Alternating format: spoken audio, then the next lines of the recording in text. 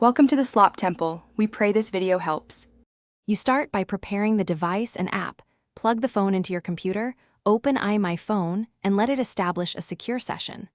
Once connected, you must trust the computer on the device, and for iOS, temporarily disable Find My iPhone so location spoofing can proceed. Make sure no other location services or VPNs are active. This avoids conflicts. After that, choose the location or teleport mode in Imyfone and confirm the device is recognized before moving to the next step. Next, you pick the exact location on the map or enter precise coordinates. This is where you want the device to appear. Once done, select the mode.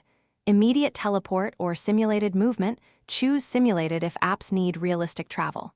Make sure to set speed and intermediate waypoints so services perceive normal movement, not a jump. You should preview the marker and check the app's GPS readout for expected accuracy. Make adjustments until the map shows the intended spot clearly.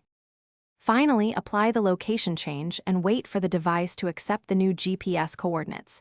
This may take several seconds. Once applied, open the apps that rely on location and verify they report the new position.